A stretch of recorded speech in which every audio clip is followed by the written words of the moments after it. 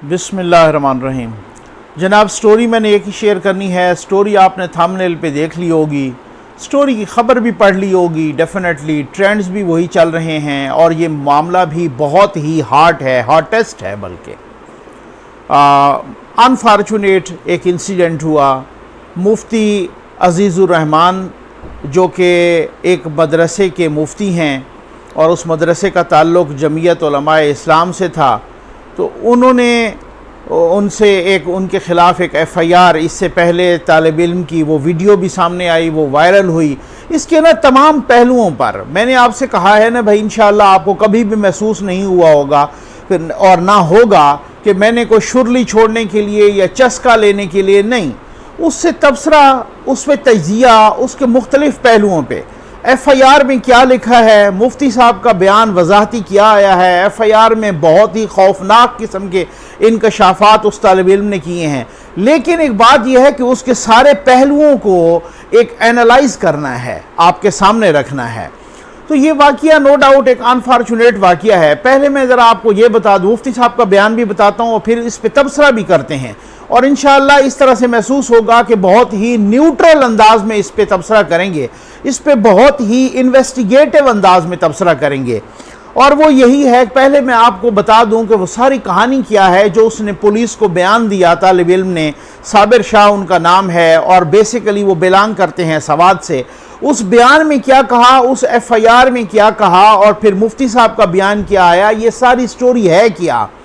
और ये जो ट्रेंड्स चल रहे हैं और हमारे जो माशरती सारा एक स्ट्रक्चर है और हम हर एक चीज़ पे सियासत करते हैं और हर एक चीज़ पे अदावत निकालते हैं और हर एक चीज़ पर दुश्मनी निकालते हैं, तो इस पे भी थोड़ा सा बात करेंगे। सबसे पहले उस एफ़आईआर के सब्सटेंस पर आते हैं, उस एफ़आईआर के, उस मुकदमे के जनाब उन अल्फाज पर आते हैं। एफ़आईआर में क्या लिखा है, तालिब इल्म ने जो कि मुबैना ज़्यादती का तालिब इल्म है, उन्होंने क्या कहा है, उस तालिब इल्म ने क्या बयान दिया है।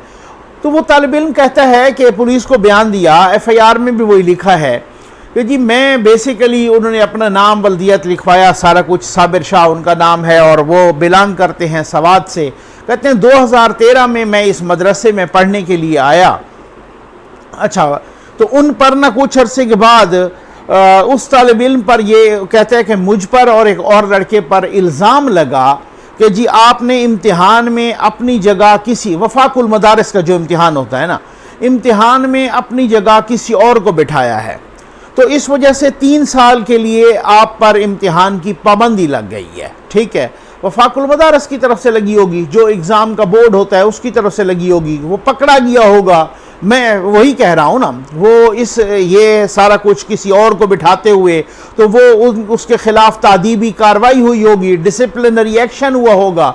तो वो तालिब इल्म कहता है कि जी मेरे ख़िलाफ़ और एक और लड़के पर इल्ज़ाम था कि आपको फिर अब, यानी कि यूँ समझ लें कि जिस तरह से होता है ना कि रेस्टिगेट करना, वो उस तरीके से उनको डिसमिस कर दिया गया कि अब आप इम्तिहान नहीं दे सकते इतने अरसे के लिए। तो कहते हैं फिर मैंने मुफ्ती साहब की, वही जो मोहतमिम थे, वही जो निगरान थे मदरसे के, मुफ्ती अजीज़ुर रहमान साहब उनका नाम है, वो कहते हैं उनकी मैंने मिन्नत समाजत की और मैंने मुफ्ती साहब से कहा कि जी मुफ्ती साहब मुझे किसी न किस तरीके से इम्तिहान, यानी कि मेरा टाइम वेस्ट ना हो, मेरा टाइम ज़ाया ना हो, तो ये आप माफ़ कर दें या करवा दें माफ़, या ये हो और मेरा किसी न किस तरीके से मैं इम्तिहान दूँ और मेरा वही पढ़ाई का जो सिलसिला है वो जारी हो जाए। तो कहते हैं कि मुफ्ती साहब ने कहा कि नहीं, मैं इस तरह से तो नहीं कर सकता, अलबत्ता अगर, ये एफ़आईआर में जो लिखा हुआ है, अलबत्ता अगर आप मुझे खुश करो और मेरी बात मानो और मेरे साथ बदफेली करो, मेरे साथ सेक्स करो, मेरे साथ ये इस तरह से ये गलत काम करो, तो तब मैं कोशिश कर सकता हूँ, मैं वहाँ से आप पर जो पाबंदी लगी है वो भी उठवाऊँगा और वो सारा कुछ आपको एग्ज़ाम भी दिलवाऊँगा और आपका नाम भी वहाँ से ब्लैक लिस्ट से एक तरह से हट जाएगा। तो कहता है कि मैं फिर उसी तरह से ब्लैकमेल हो गया और मैं ये मुसलसल ये काम मुफ्ती साहब के साथ करता रहा। और वहाँ पे लिखा हुआ है एफ़आईआर में कि मुफ्ती साहब जुम्मे के रोज़, यानी और भी औकात में या और भी दिनों में कभी कभार मेरे साथ बदफेली करते थे, लेकिन जुम्मे के रोज़ टाइम भी बाकायदा लिखा हुआ है कि 10 से 11 बजे के दरमियान या इस तरीके से, इतने तक जुम्मा नमाज से पहले ये वो हर वक्त जो है ना मेरे साथ ये तवातुर के साथ जुमे के रोज़ ये बदफेली, जिनसी बदफेली किया करते थे। ठीक है। अच्छा, फिर वो कहते हैं कि जब ये अब ज़रा पॉइंट टू बी नोटेड, मैं इस वजह से मैंने कहा है कि मेरी आदत नहीं है कि चस्का लेने के लिए या इस तरीके से, इसमें मैंने बहुत गहरी बातें करनी है आपसे, और इंशाअल्लाह मेरे व्यूअर्स भी अल्हम्दुलिल्लाह मुझे इस चीज़ पर फ़ख्र है कि बहुत ही संजीदा हैं, उनमें भी किसी किस्म का इस तरीके के लोग नहीं हैं। इस पे आप ज़रा, आपने भी मेरी रहनुमाई फरमानी है और आपने भी उसी तरीके का तज़किरा और तबसरा करना है, तजिया करना है अपने कमेंट्स की फॉर्म में और कमेंट्स यूट्यूब पर, क्योंकि वो सारे के सारे फिर देख लेते हैं उन कमेंट्स को, और वो मैं उम्मीद करता हूं कि वो कमेंट्स इंतहाई संजीदा होने चाहिए। अच्छा, बहरहाल कहते हैं कि जुम्मे के जुम्मे जो है ना 10 बजे 11 बजे इस टाइम पे होता था, और ये तकरीबन मैं ब्लैकमेल होता रहा। जिस पॉइंट को मैं कह रहा हूं कि पॉइंट टू बी नोटेड, वो कहते हैं कि फिर मुफ्ती साहब कुछ नहीं कर पाए, यानी ये तालिब इल्म कह रहे हैं कि मेरी मदद नहीं कर पाए, यानी वो जो नाम मेरा ब्लैक लिस्ट में गया था या मेरे पर जो एग्ज़ाम की इम्तिहान देने की पाबंदी लगी थी उस पाबंदी को हटवा नहीं पाए। तो फिर उसके बाद जो है ना मैंने मुफ्ती साहब से कुछ कहा, तो फिर उसके बाद जो है ना मैंने इसी तरीके से किसी और से भी जिक्र किया, तो मुफ्ती साहब मुकर गए और मुफ्ती साहब ने जो है ना मतलब वो मुझे धमकियां देना शुरू कर दी। तो कहते हैं कि फिर इस तरीके से मैंने खुद अपनी वीडियो बना ली। ठीक है, और इसी काम की मैंने वीडियो बना ली। अब तो वीडियो वो पहली आई, पहली के बाद दूसरी तीसरी चौथी भी कोई आ गई है उसी तरीके से, तो उसने मुतादिद वीडियोस बनाई होंगी तालिब इल्म ने। तो बहरहाल वो वीडियो बनाई और वो कहते हैं कि मैंने जो वफाकुल मदारस के निगरान हैं मुफ्ती हनीफ जालंधरी साहब, उनको भी मैंने ये सारा कुछ बताया, उन्होंने भी कुछ नहीं किया। अच्छा, वो कहते हैं कि मैंने बाकी लोगों को कुछ, ज़ाहिर है जो कंसर्न लोग होंगे मदरसे के या वफाकुल मदारस के, तो कहते हैं उनको मैंने बताया और उन्होंने भी कहा कि नहीं, ये आप झूठ बोल रहे हो, ऐसा हो नहीं सकता, क्योंकि मुफ्ती साहब तो उम्र रसीदा हैं और इस तरीके से वो नहीं कर सकते और ये बुजुर्ग आदमी हैं। तो कहते हैं कि फिर उसके बाद मैंने वीडियोज़ दिखाई। अच्छा, फिर वो वीडियो जो है ना वो किस तरीके से वायरल की, ये तालिब इल्म तो ये कह रहा है किसी और ने वायरल की, लेकिन इस पर भी बात करते हैं कि ये किसने वायरल की होंगी। किसी और ने अगर वायरल की, आप खुद कह रहे हैं कि वीडियो मैंने बनाई और वायरल किसी और ने कर दी, ये तो नहीं हो सकता ना, फिर आपने ही दी होंगी ना कि वायरल करें, या आपने की या आपने किसी को दी, कि ये वाली बात है ना। दूसरी बात ये है कि अब मुकदमा तो दर्ज हो गया है मुफ्ती साहब के खिलाफ, FIR दर्ज हो गई है, मुफ्ती साहब अभी तक गिरफ्तार नहीं हुए।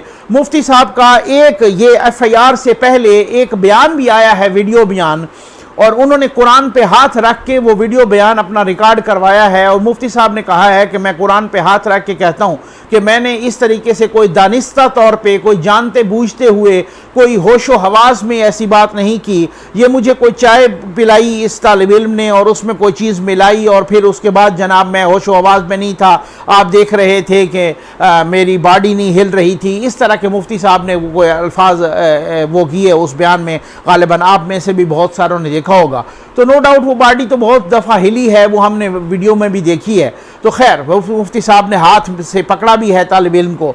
तो बहरहाल बात ये है कि मैं इसमें इस नतीजे पे पहुंचा हूँ। अब मुकदमा तो दर्ज हो गया, FIR भी दर्ज हो गई। जमीयत उलमाए इस्लाम ने भी उनसे इजहार लातअल्लुकी कर दिया, उनकी जो मेंबरशिप थी वो भी कैंसिल हो गई, उनको मदरसे से भी फारिग कर दिया गया, उनके बेटों को भी फारिग कर दिया गया। FIR में लिखा है कि फिर उसके बाद मैं वहाँ से एक दिन निकला तो मुफ्ती साहब के बेटे और कुछ 2 और नामालूम अफराद भी मेरे पीछे लगे और वो मुझे मारना चाहते थे। मैं वहाँ से भाग निकला जान बचा के। अब वो तालिब इल्म जो है ना, पुलिस को उसने बयान दिया है और वो FIR भी दर्ज हो गई है। मुफ्ती साहब अभी तक गिरफ्तार नहीं हुए। जमीयत उलमाए इस्लाम ने उनकी रुकनियत भी कैंसिल कर दी और कहा है कि हमारा इससे कोई ताल्लुक़ नहीं है आइंदा, ये मतलब उन्होंने इस तरीके से ये कहा है। अच्छा, बहरहाल अब बात ये है कि हम चूँकि पहली बात तो ये है कि मैं कहूँगा, अब ये मेरा तबसरा और तजिया शुरू हो गया है। पहली बात तो ये है कि मैं कहूँगा कि अगर कोई तालिब इल्म है, ठीक है, अगर कोई, मैं कहूँगा कि अगर कोई वो मुफ्ती साहब हैं, अगर कोई वो उस्ताद साहब हैं, अगर कोई वो दीन के मौलाना साहब हैं, अगर कोई वो साइंस के टीचर हैं, अगर कोई वो इंग्लिश के टीचर हैं, ये इस तरह का काम किसी मदरसे में होता है या किसी इंग्लिश मीडियम स्कूल में होता है या किसी उर्दू मीडियम स्कूल में होता है, किसी स्कूल में होता है, कहीं और जगह पे होता है, हर जगह पर काबिल मजम्मत है, इक्वली कंडेमेबल है। ये नहीं है कि आप, अच्छा दूसरी बात ये है कि अगर कहीं मदरसे में होता है तो इसका ये कतन मतलब नहीं है कि हम सारे मदारिस को मूरद इल्ज़ाम ठहरा दें, या अगर कहीं को मुफ्ती साहब करते हैं तो इसका कतन ये मतलब नहीं है कि हम सारे मुफ्तियान को या सारे उलमाए कराम को हम मूरद इल्ज़ाम ठहरा दें। अगर कोई टीचर करता है तो इसका कतन ये मतलब नहीं है कि सारे के सारे टीचर्स को हम मूरद इल्ज़ाम ठहरा दें। अगर किसी भी शोबे का कोई बंदा करता है तो हम ये इसका कतन मतलब नहीं है कि पूरे शोबे पर कलेक्टिवली यानी इज्तमाई तौर पर वो इल्ज़ाम ठहरा दें। ये एक बात तो ये है।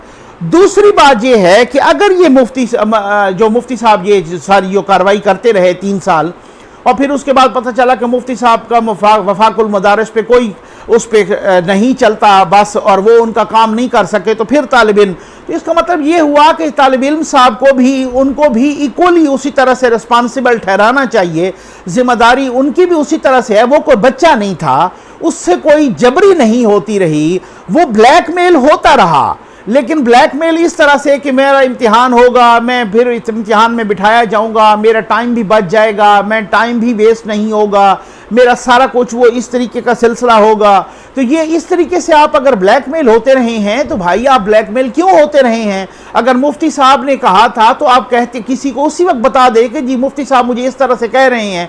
और अगर मुफ्ती साहब, अगर आप एक दफ़ा ब्लैकमेल हुए तो फिर इसका मतलब ये हुआ ना कि आप खुद भी उस जुर्म में बराबर के शरीक हैं, शरीक जुर्म हैं। ये एक बात है। अब उसके बाद आप खुद उसे एफआईआर में लिखवा रहे हैं कि जी मेरा तो काम जब नहीं हुआ और फिर मैं मुफ्ती साहब मुझे इस तरह से ब्लैकमेल करके 3 साल मेरे साथ ज्यादती भी करते रहे, तो फिर इसका मतलब है मैंने कहा तो मुफ्ती साहब का वहाँ बस नहीं चलता था तो उन्होंने मुझे काम भी नहीं करवा के दिया।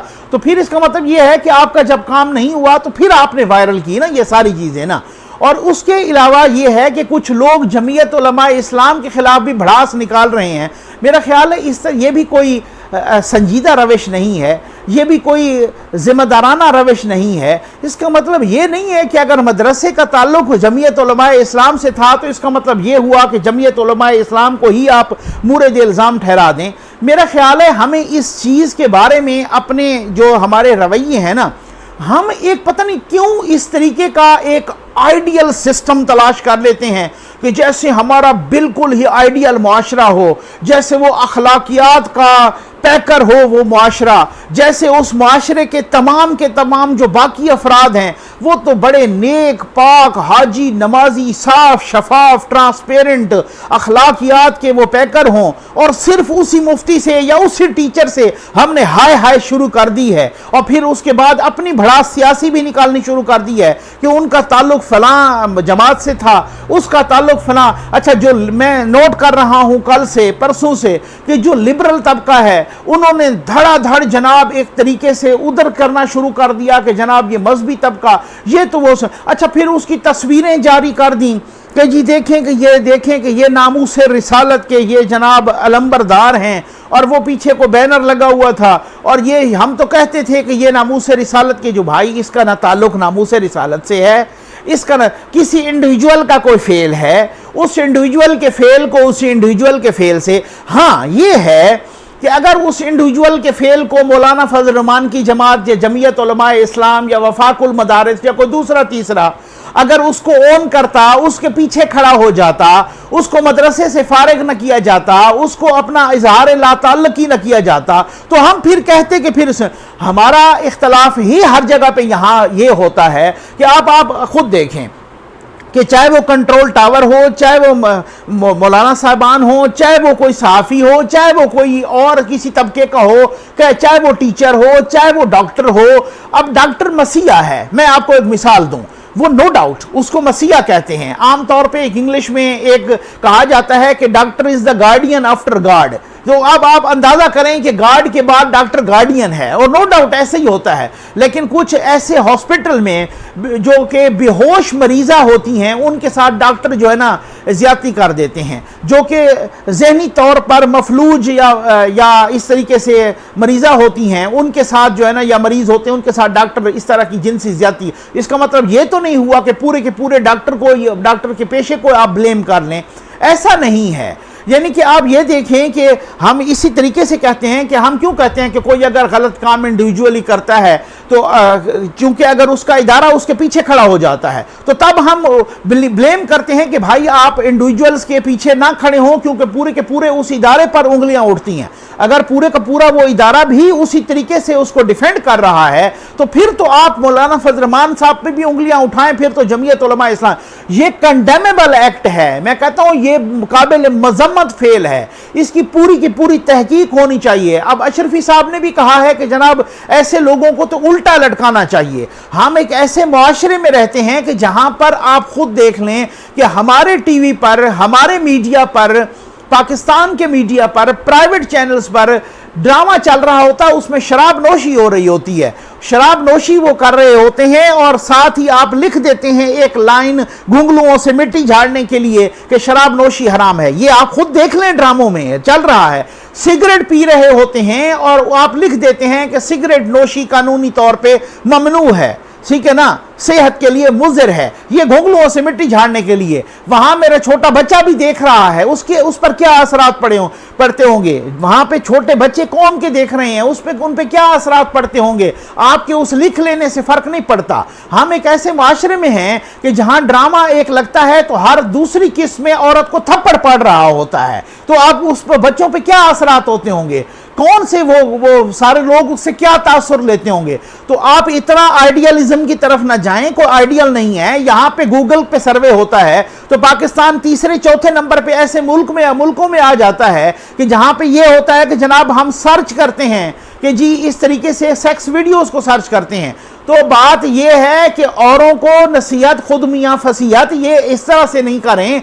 बात यह है कि मैंने आपको बार बार कह रहा हूं काबिल मजम्मत फेल है कानून और आइन के दायरे अख्तियार में। और मैं कहता हूं कि बाकियों को भी चाहिए कि अब उस मुफ्ती साहब को भी चाहिए कि कानून और आइन को फेस करें, कानून और आइन के कटहरे में आएं, इन अदालत को फेस करें, वो FIR को फेस करें, वो भागे नहीं, वो गिरफ्तारी पेश करें। बाकी जो दोस्त हैं उनके, जो उनके खैरखा हैं, जो उनके कलीग्स हैं, जो सबका कलीग सही, उनको वो कायल करें कि आप आएँ, आप गिरफ्तारी दें। और एक अच्छी मिसाल बना दी जाए कि अगर उनका कोई कसूर है तो उनको उसी तरीके से सजा मिलनी चाहिए। लेकिन साथ में कहता हूं कि बरीउ जिम्मा उस तालिब इल्म को भी नहीं करना चाहिए। वो तालिब इल्म को दूध पीता बच्चा नहीं है, वो एक यंग लड़का है और वो एक बालिग लड़का है। और वो अगर उसमें आप खुद बताएं कि वो लड़का अगर इस तरीके से ज्यादती का शिकार होता रहा, उसने आवाज क्यों नहीं उठाई। बड़े प्री प्लान्ड, इससे लग रहा है वीडियोस के आने से भी और FIR की वर्डिंग से भी, मैंने एक एक लफ्ज को FIR को 3-4 मरतबा पढ़ा है, उसकी वर्डिंग से भी लग रहा है कि जब आपका काम वो नहीं हुआ, जब आप पकड़े गए, ठीक है ना, आपने क्यों नहीं अपील की। आपको दरखास्त देनी चाहिए थी भाई कि मेरी जगह तो कोई, आपको मुकदमा लड़ना चाहिए था कि अगर आप सच्चे थे और आपकी जगह पे कोई और नहीं बैठा था तो फिर तो आपने गलत और दूसरा शॉर्टकट रास्ता अख्तियार किया और गैर कानूनी रास्ता अख्तियार किया। आपने वो रास्ता अख्तियार किया कि मैं मुफ्ती साहब को इस तरीके से खुश करके तो मैं ये इस तरीके से जो है ना दोबारा इम्तिहान में और अपने आप की वो डिसमिसल खत्म करवा सकूं, अपने आप का मेरे जो इम्तिहान पे पाबंदी है वो खत्म। जब वो पाबंदी खत्म नहीं हुई तो फिर आपने चालाकी आपने भी की है माजरत के साथ। तो मैं कहता हूं ज्यादती हुई है, नो डाउट। और ये अभी आप इसको ज्यादती कह लें, कुछ लोग इसको म्यूचुअल इंटरेस्ट, अपना म्यूचुअल कंसेंट से कह रहे हैं, बाहमी रजामंदी से, लेकिन कुछ भी हुआ तो गलत है, ठीक है ना, ये तो और कंडेमेबल है। और एक ऐसी जगह पे कि जहां पर लोग अखलाकियात का, इस्लाम का उसकी दर्स देते हैं, उस कुरान और हदीस पढ़ाया जाता है, उसमें फ़िक़ा पढ़ाई जाती है, जो उसमें तो डेफिनेटली वहाँ पे उछालने का मौका ज़्यादा मिलेगा। लेकिन जो लोग उछाल रहे हैं, मैं कहता हूँ कि वो उनको भी वही बात है कि वो शीशे के घरों में रहते हैं भाई। हम सब जो है ना, सब के सब, मैं कह रहा हूं पूरे का पूरा माशरा एक अखलाकी पस्ती का शिकार है। तो आप अगर अखलाकियात पे बोले भी सही या एतराज भी उठाएं या उस तरीके से, तो तब आप करें कि जब आपका अपना दामन साफ हो। यह बात नहीं है कि फिर उसमें पहले गिरबान में खुद झांकें कि मेरे गिरबान में क्या है। एक बात। तो दूसरी बात यह है कि इंडिविजुअल के फेल को, एक फर्द के फेल को, इनफरादी फेल को इज्तिमाई बदनामी का सबब न बनाएं, ना किसी जमात का, ना किसी, ये होता बड़ा मुश्किल है, ये सियासत ना करना बड़ा मुश्किल होता है। अब ताहिर अशरफी साहब भी हमारे दोस्त हैं, बड़े मेरे लिए मोहतरम हैं, अब वो भी कह रहे हैं कि ऐसे लोगों को उल्टा लटकाना चाहिए, लेकिन फिर बहुत सारे लोगों को आप खुद इस फार्मूला बनाएंगे तो फिर बहुत सारे लोगों को बहुत सारे हवालों से उल्टा लटकाना पड़ेगा, बहुत सारी चीजें होंगी, फिर उनके खिलाफ भी आपको स्टेटमेंट इस तरह से देना पड़ेगा। तो अगर आपकी किसी, मेरा ख्याल है सियासी वाबस्तगी से बालातर हो के आप इस चीज को मेरिट पर देखें और इस चीज को मेरिट पर परखें और कानून और आइन के दायरे में सबको मेरिट पर लाएं, इसकी तहकीक बहुत ही न्यूट्रल अंदाज में होनी चाहिए, उसको मंतकी अंजाम तक पहुंचाना चाहिए। उम्मीद है आपको वीडियो पसंद आई होगी। आपका बहुत बहुत शुक्रिया।